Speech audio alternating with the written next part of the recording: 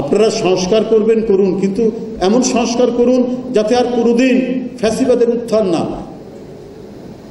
সেই ধরনের একটা কিছু আপনার দৃষ্টান্ত স্থাপন করুন। তা না হলে তো আপনার নানাভাবেই তারা মাথা চাড়া দেবে। এখনো চালের দাম কমেনি, চাল তুমি কোনোভাবেই নিয়ন্ত্রণ করতে পারছে না। হয়তো সবজি টবজি এই সময় উঠে, এটা হয়তো কিছুটা দাম কমে এসছে, কিন্তু নিয়ন্ত্রণ করতে পারবেন না।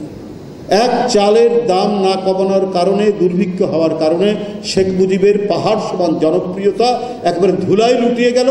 এবং তার ৭৫-এর ১৫ই আগস্টে পরিবার সহ যে এইরকম মর্মান্তিক মৃত্যু হলো, কিন্তু মানুষ কেউ ইন্না লিল্লাহে পড়ল না। চালের দামও আপনাদেরকে কমাতে হবে।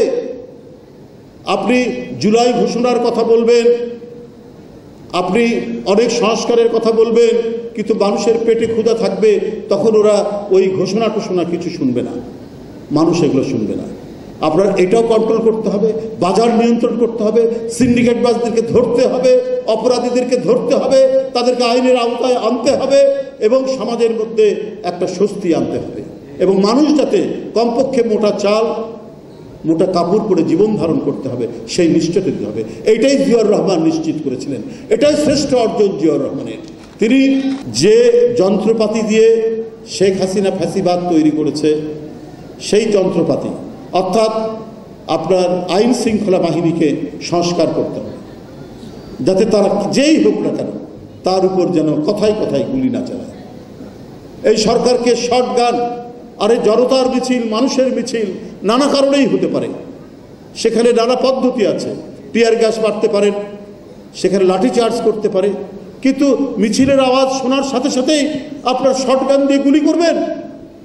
এই ১৬-১৭ বছর শেখ হাসিনা বিএনপির কোনো মিছিল, কোনো স্লোগানের শব্দ শুনলেই সেখানে আপনার শটগান দিয়ে গুলি, আর তাতে কত মানুষ যে অন্ধ হয়েছে, কত মানুষের যে পা চলে গেছে, কত মানুষের যে হাত চলে গেছে, কেউ খোড়া হয়েছেন, কারো পঙ্গুত্ব বরণ করেছেন, এবং ২ চোখ চলে যাওয়াতে অনেকে অন্ধ হয়ে গেছে। এগুলো নিষিদ্ধ করতে হবে, নতুন করে ঢেলে সাজাতে হবে পুলিশ, তাহলেই হবে আপনার সবচাইতে বড় সংস্কার। আর সংস্কার মানুষের আহারের নিশ্চয়তা দিতে হবে, এবং বিচার বিভাগের স্বাধীনতা এবং সত্যিকারের স্বাধীনতা। একজন নিরীহ মানুষ সে যদি অত্যাচারিত হয়, তাহলে সে যাতে আদালতের আশ্রয় নিতে পারে, এবং সেই আদালত যাতে কারো রক্তচক্ষু যতই ক্ষমতাশালী হোক না কেন তার কথাই চলবে, এই ধরনের পরিস্থিতির যেন তৈরি না হয়। আদালত একেবারে স্বাধীনভাবে চলবে, এই নিশ্চয়তা দিলে এর চাইতে বড় আর সংস্কার হতে পারে না। আর এগুলো করার জন্য বেশি সময় লাগে না। আর সংস্কার তো একটা ধারাবাহিক প্রক্রিয়া, চলমান প্রক্রিয়া। একটা বন্ধ রাখবো, একটা করব, এইভাবে হয় না। তো আমরা ডক্টর ইউনূস সাহেবের অন্তর্বর্তী সরকারের প্রতি আমাদের সমর্থন রয়েছে, এখনও রয়েছে, কিন্তু তারা যদি জনকল্যাণের দিকগুলো বিবেচনা করে দ্রুত গণতন্ত্রের যে যাত্রা, গণতন্ত্রের যে পথরেখা অনুযায়ী পৌঁছানো এবং গন্তব্যে পৌঁছা, এটা নিশ্চিত করতে না পারলে প্রশ্নবোধক চিহ্ন দিনকে দিন বাড়তেই থাকবে।